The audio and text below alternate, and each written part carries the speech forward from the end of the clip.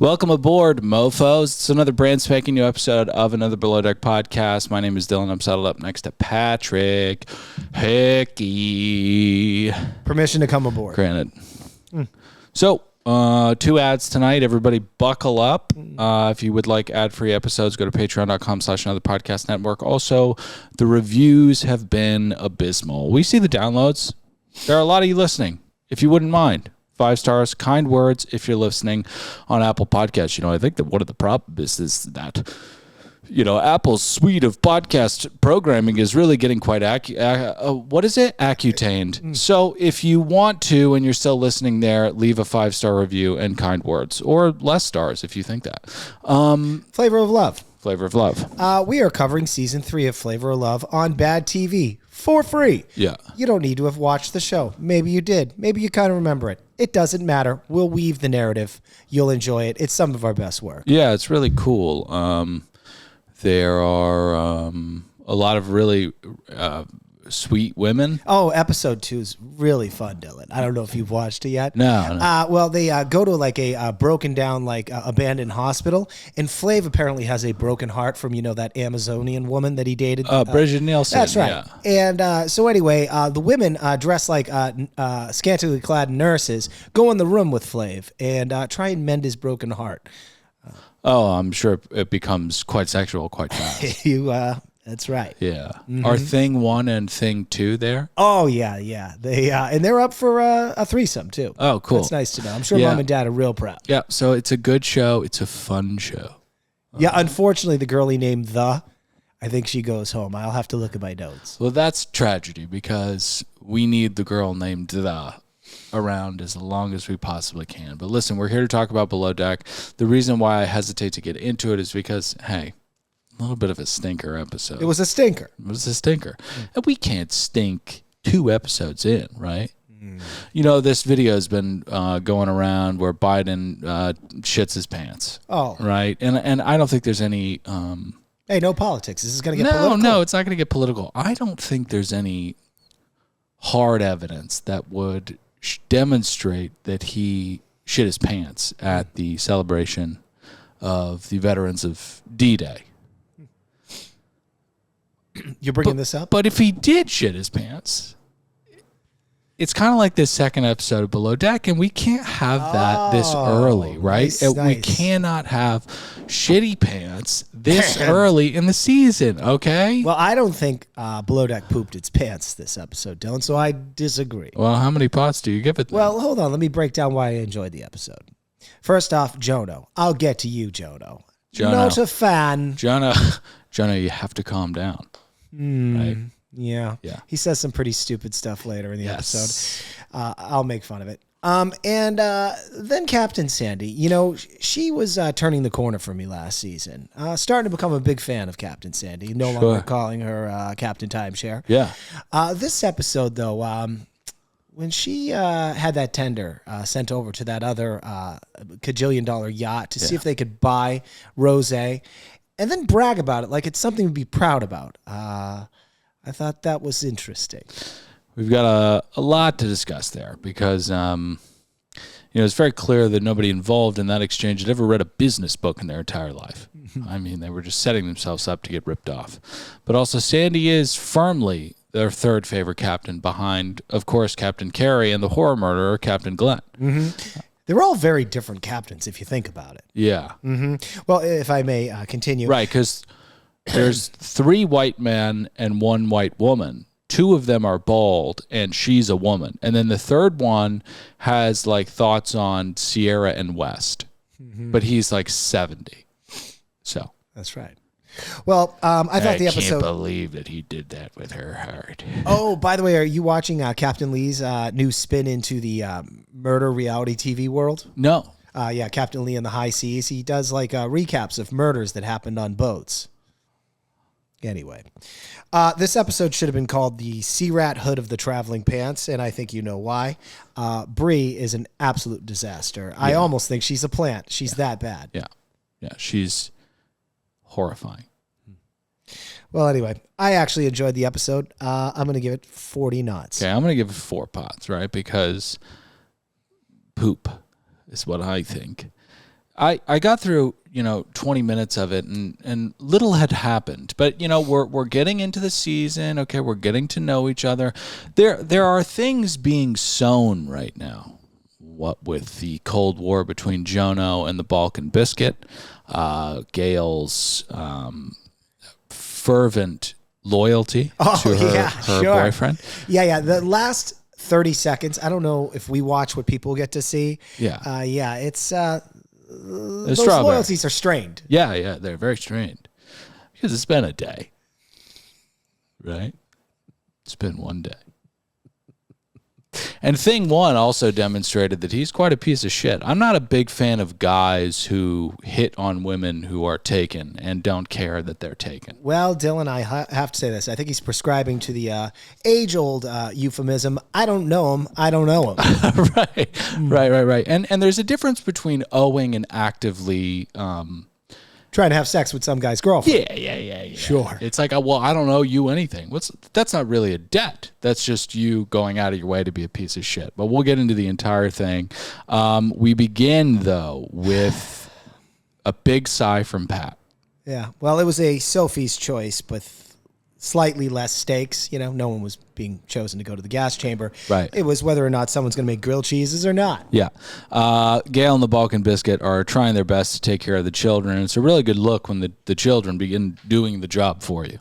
They go, hey, I can help you make some drinks. Or this is exactly what Captain Sandy meant during that crew meeting where she said, this season we're going to be shooting for 5-star service. Right. Because we all know when we go to a nice restaurant on a date or with our spouse and, no one's around for a little while, so we just go behind the bar and start making our own cocktails. Right. 5-star service. Yeah, it's 5-star service. When you're like at a restaurant and the appetizers haven't come out in a little bit and you're like, you know what? I'll go back there and make my own spinach artichoke dip. 5-star service. 5 stars. Give me a hairnet.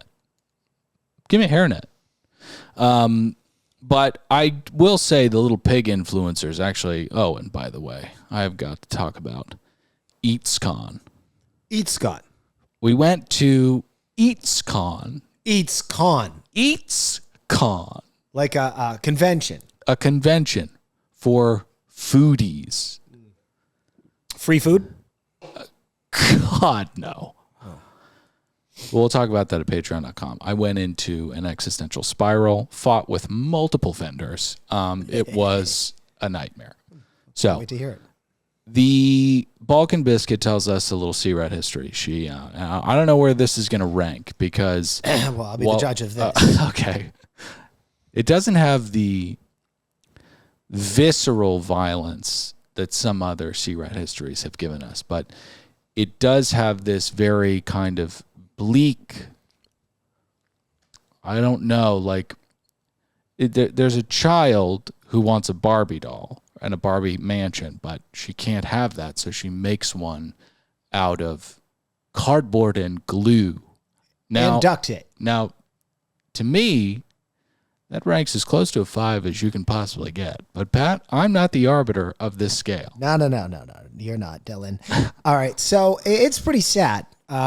Just on the surface level, that's a 1. It's a war-torn place that she was living. There's bombs being dropped everywhere. Balkans. So I started thinking, that whole Barbie house made of duct tape and whatnot. Yeah. Here's how you get to 10. Had someone's head fallen off, bombs are going off everywhere. Pat, the scale doesn't go to 10, does it? It can.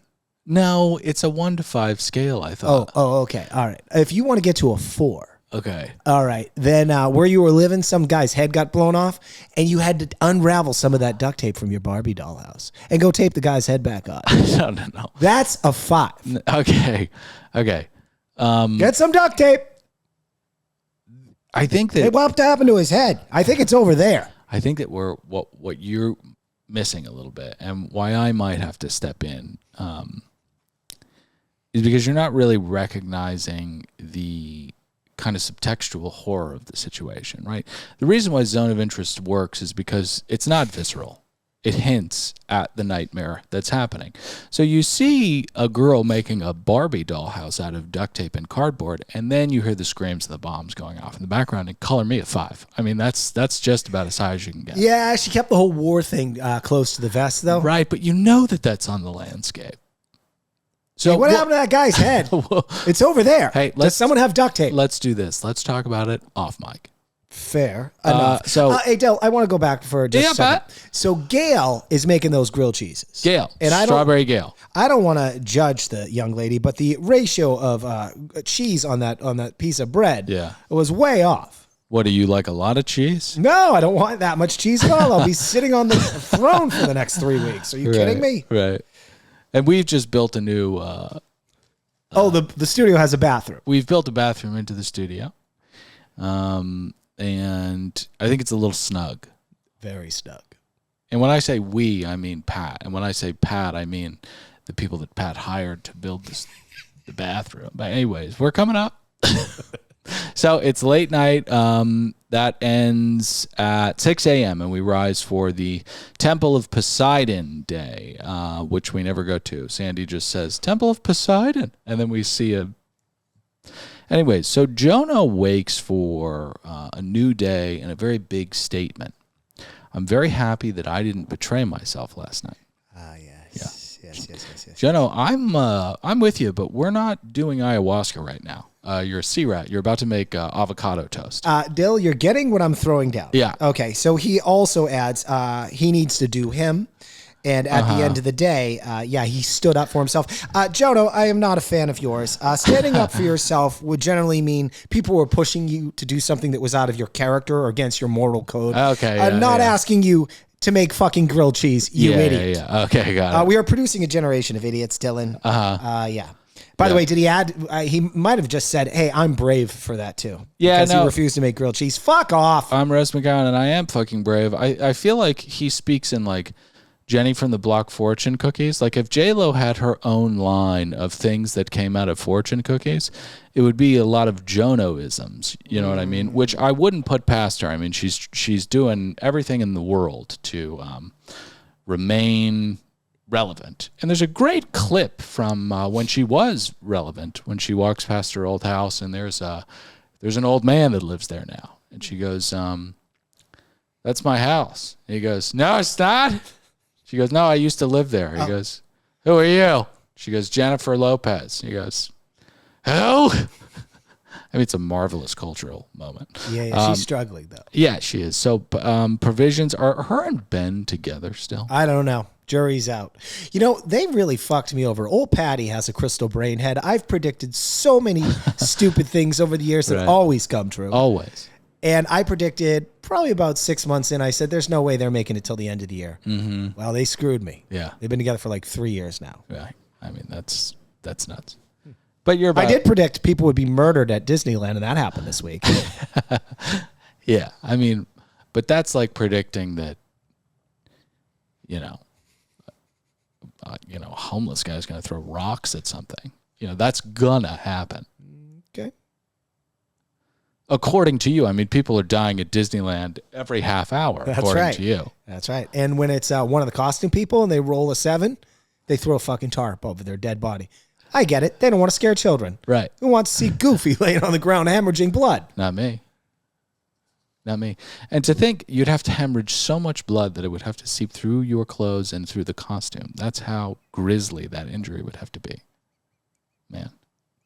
Should we talk about HelloFresh? Maybe sure. not. Maybe not. Yeah, sponsors. So provisions are late. Yeah. These people need to be put in prison. I mean, I really don't think that jail time is completely ridiculous for these provisioners. What they've done here is,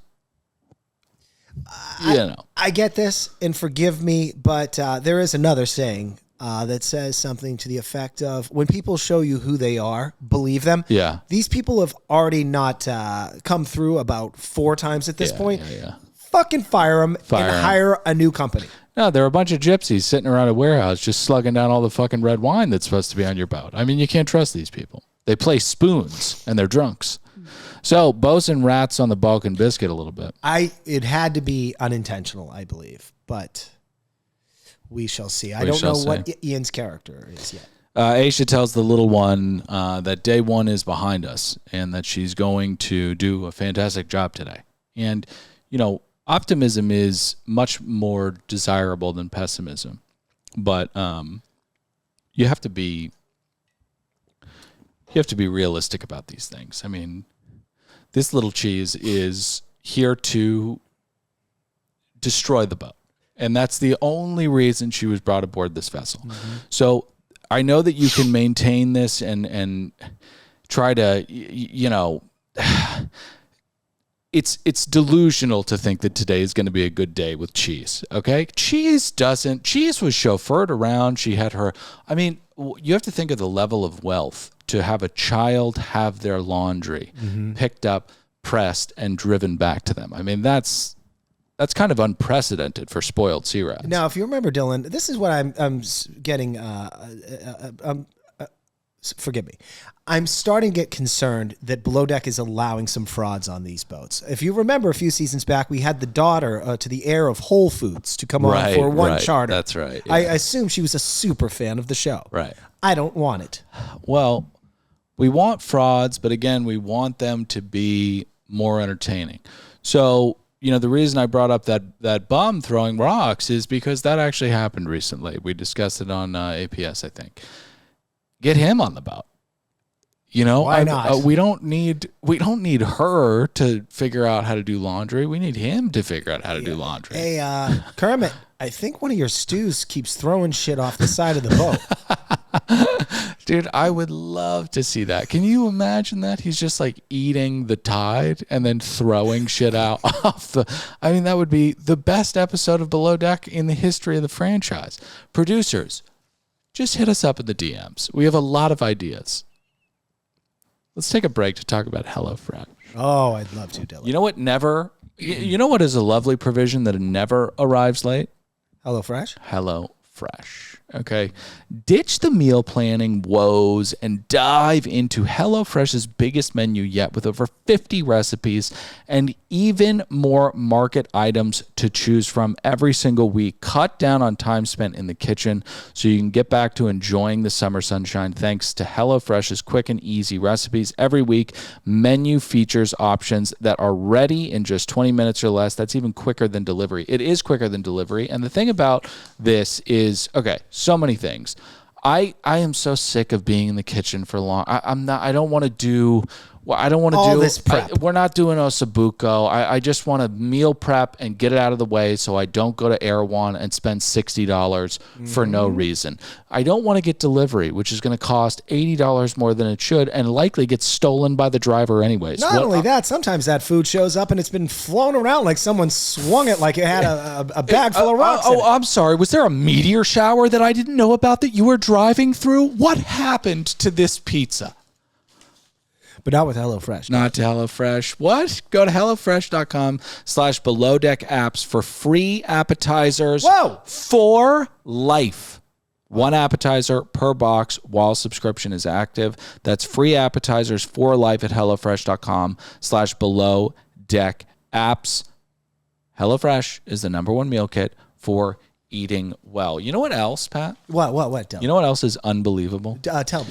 If HelloFresh could possibly deliver in the package Tropical Smoothie Cafe, oh my goodness, I don't know that we would really ever have to leave our homes. That would be the end and the beginning of the end. I wouldn't leave the house ever.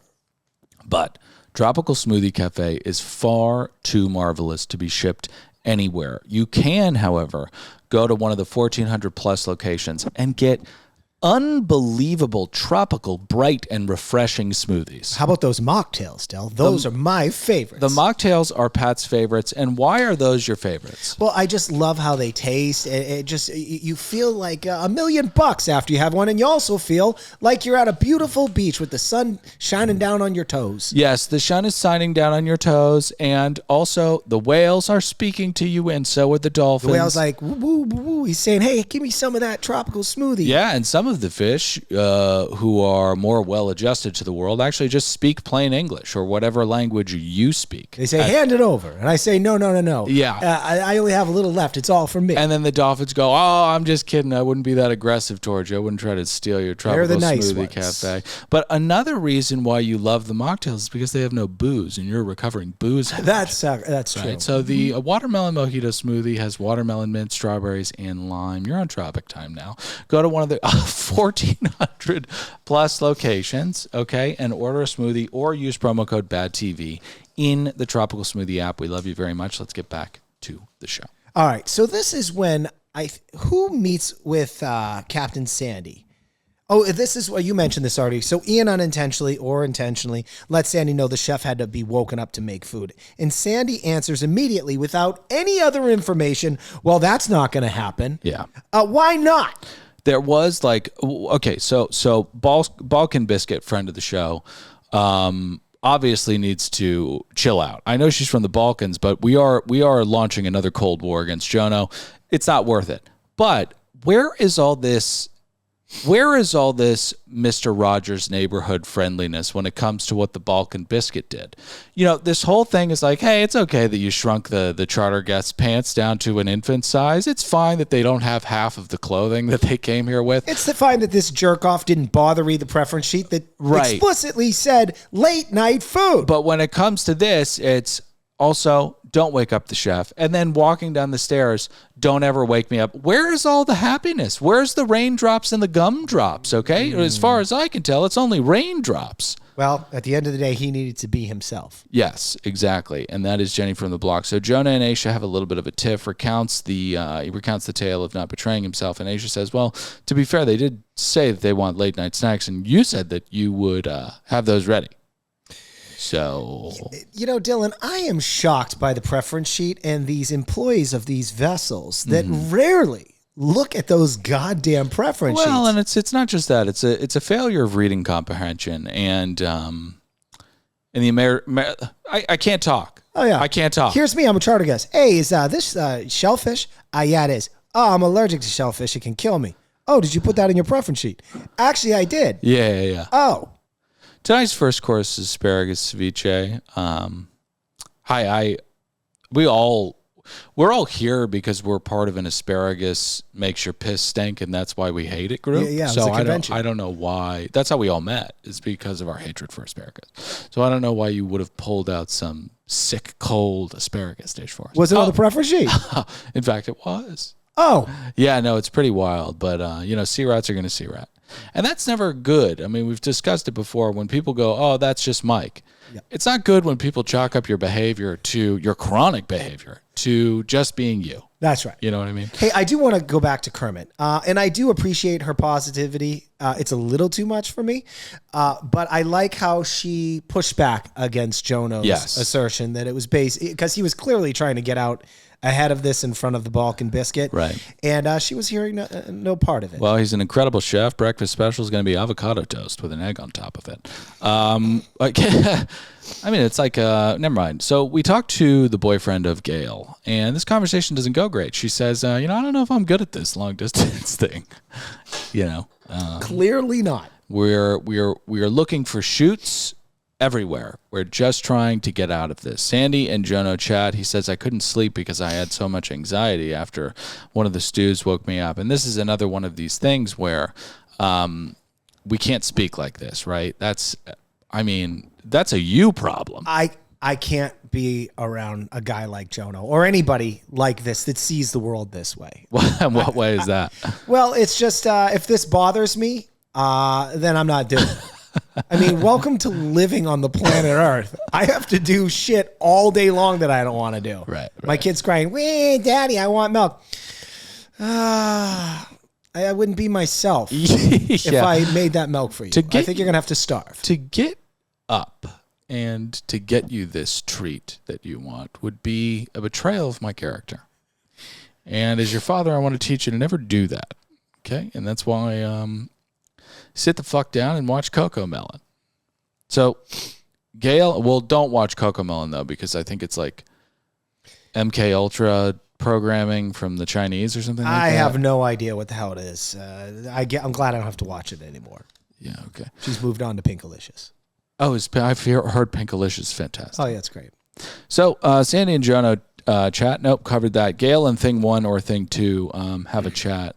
They talk about keeping their relationship platonic, I think. Yeah. We'll see how platonic that is. We have no Rosé, so we're going to ask another boat for their stock. Now, Dale, hold up here, because this is where Sandy, Captain Sandy, really earns her stripes with her problem-solving skills. Yeah. Rather than call a new provisioner or acquire Rosé or Perhaps have someone take one of those tenders into town to buy it from a nice little wine shop. She sends a decky to ask another super yacht to purchase their wine. Why is Sandy working as a captain when she could be helping out with this whole peace thing between the Russians and the Ukrainians, you know? Yeah, I mean, we've listened to a lot of coverage about Gaza, and I don't think that we have really allowed Sandy a crack at that at all. You know, I can imagine Sandy goes to Qatar, brokers some kind of peace talks with, Netanyahu and Benny Gantz and the leaders of Hamas, and she goes, hey. And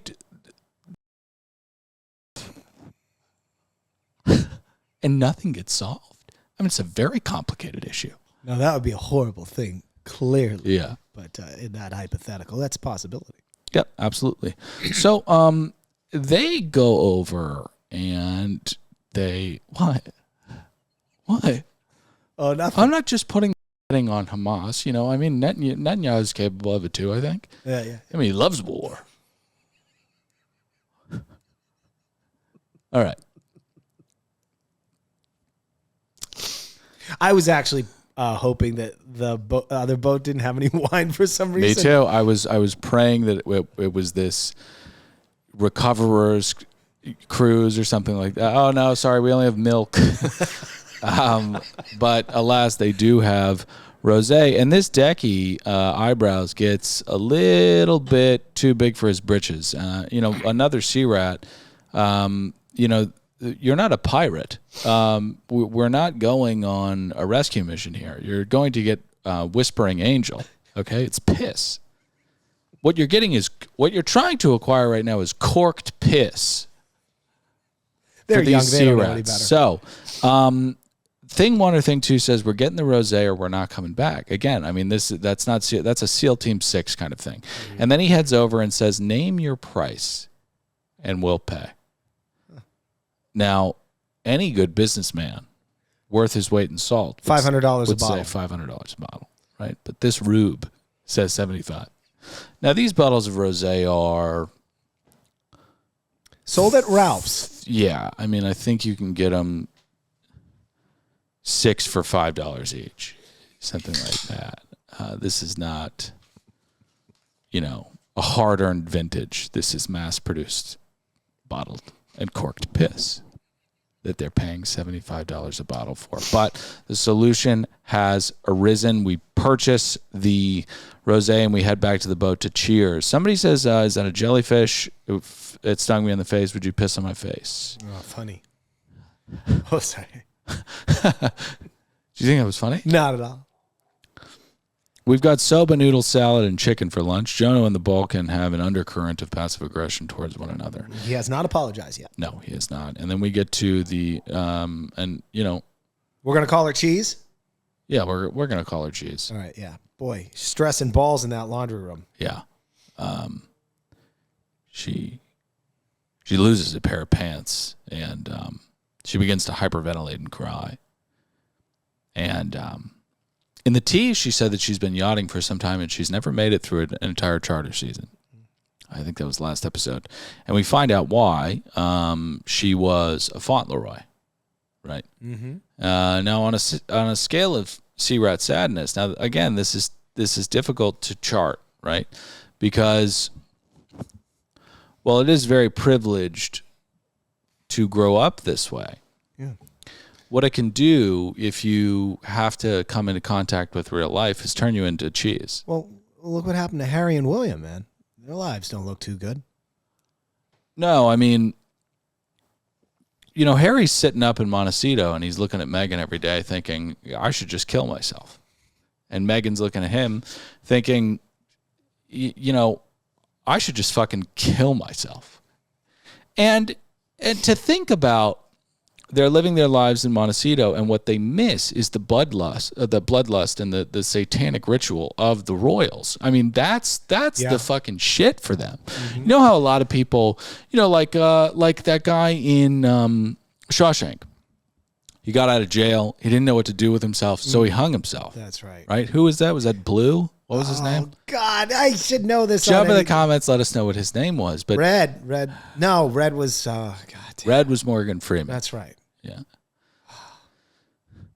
Red was here too. That's what he carves into that banister where the other guy had taken his own life. Yeah, and it's very clear at the end of the film that Tim Robbins and Morgan Freeman are engaged in a gay relationship. And that's what happens in prison. Mm-hmm. Okay?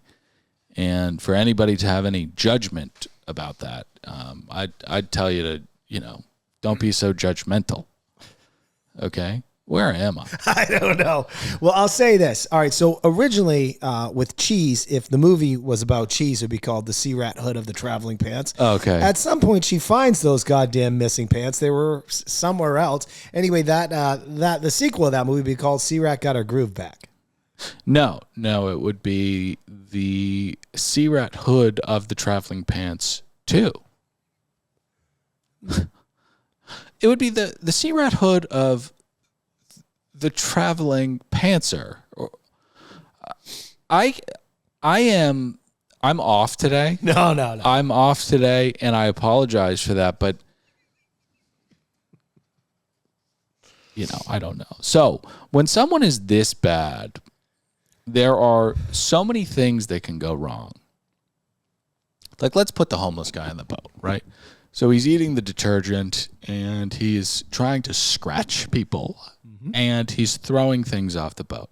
Now, he's also manufactured some kind of living dwelling in the goddamn walkway, so none of us can walk on the boat. Yeah, right. He has a bed, but he's not used to that kind of life. So what he's making a lot of mistakes, right? You're having to walk over him at night, and he's lived. Keeps starting fires.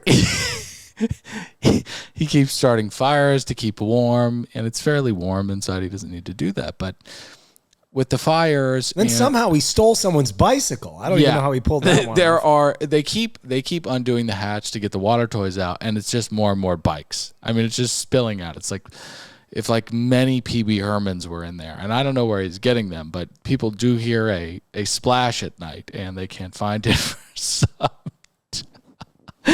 But anyways, listen, man. Also, when he's sleeping in the hallway at night, if you step over him, he lashes out because that's been conditioned in him. Okay. Do you have any idea what it's? Do you have any idea what it's like to sleep with people stepping over you? You don't know if they're friendly. You don't know if they're a fire. So, but he'd be way better than Cheese. He'd be much better than Cheese. But that's not to say he would be perfect. And what with the fires and the bikes and the detergent eaten, there are so many things going wrong that you have to pick your battles. And that's exactly what Aisha has to do with Cheese, because Cheese, it cannot be bull rushed with all of her mediocrity on display. That's okay. Right. She has to get kind of tempered into this boat. Now, speaking of, no. So Eyebrows, aka Thing 2, doesn't do Nathan for the audience. No. Joe. Oh, you're going to talk about how he kind of F's up here. Yeah, I mean, we can.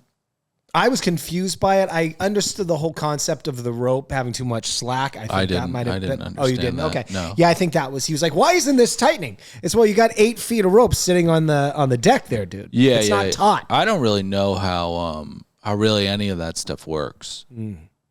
That's okay. Yeah, but you could tell that Sandy was pissed.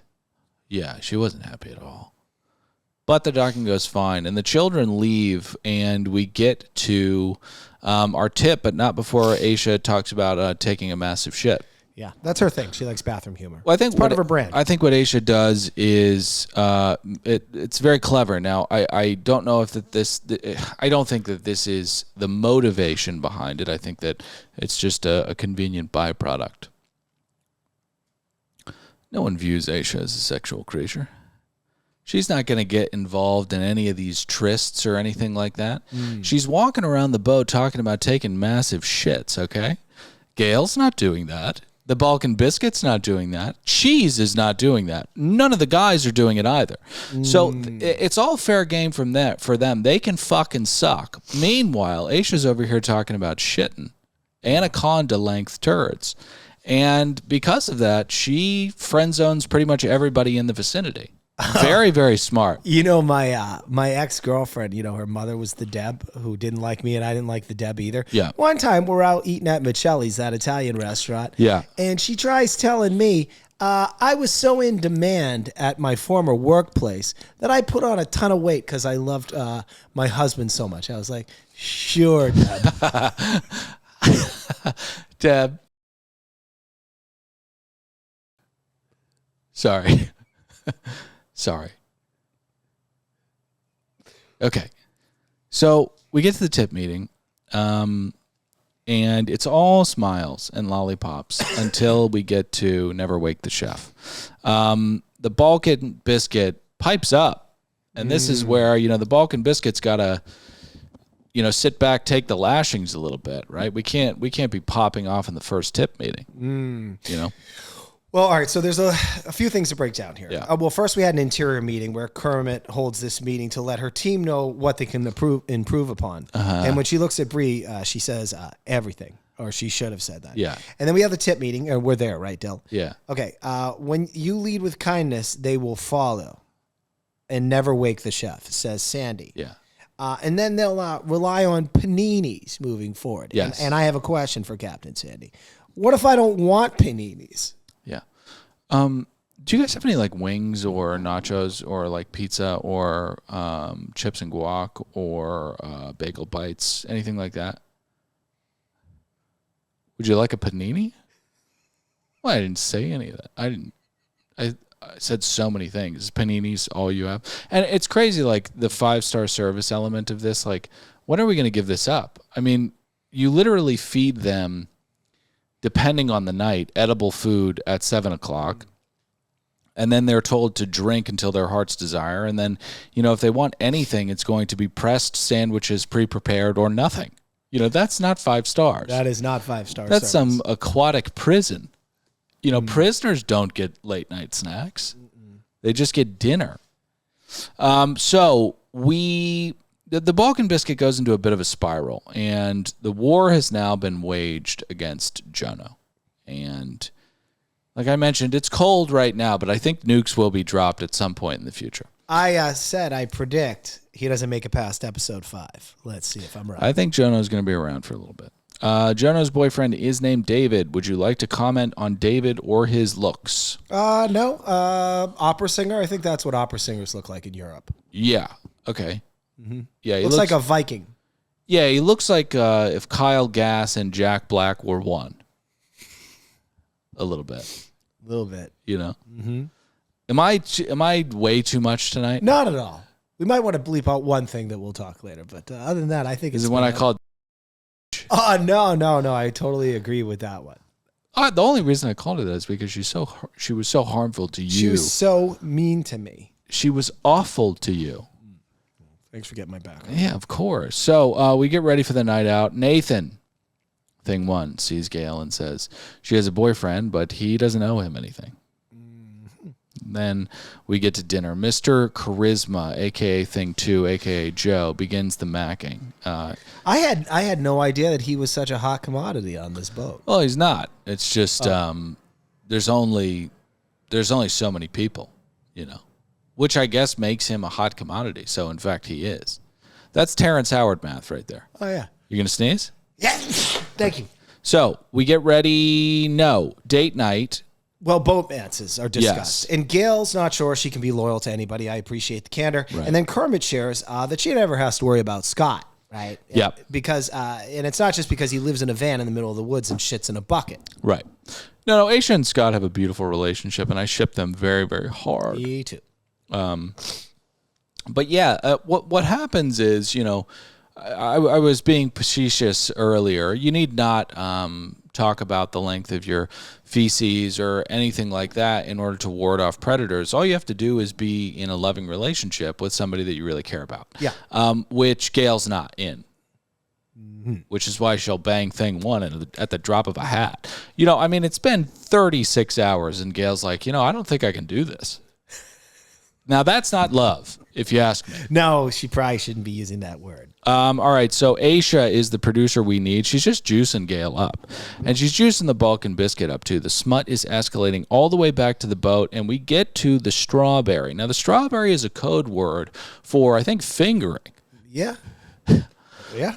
Something like that. If I was a gambling man. Yeah. So the two of them text. They coordinate this Black Ops mission to evade the cameras. Where are they? Where's the only place that have cameras? I'll tell you, in that goddamn shower, but mommy, daddy, and also your boyfriend, Gail, are going to know you're fucking this Yeah, thing. here's the thing. Like, you can try to evade the cameras, but if you talk about trying to evade the cameras in front of the cameras, then there's really no point, right? Do you remember Zarina, one of our favorite chefs from a couple seasons ago? She told us that she didn't even know that they have cameras on their iPhone screens. So they're reading everything that you got, even if you think you're being discreet. Yeah, they'll catch you. They have your texts. You know, it's really Orwellian what these producers do. Jump in the comments. Let us know what you thought about the episode. 5 stars, kind words. Help the sponsors out. It helps us out. Yeah, help them out. Ad-free episodes at patreon.com/another podcast network. We love you so much. I'm Dylan saying goodbye. Pat, say goodbye. Later, dudes. What should I bleep out? The beheading? Yeah. That's the I'm not, you know what, do what you want. I just think that that will be one where it's like, oh, I used to like those guys, and then they made a joke about chopping my head off. It's like, okay. You know,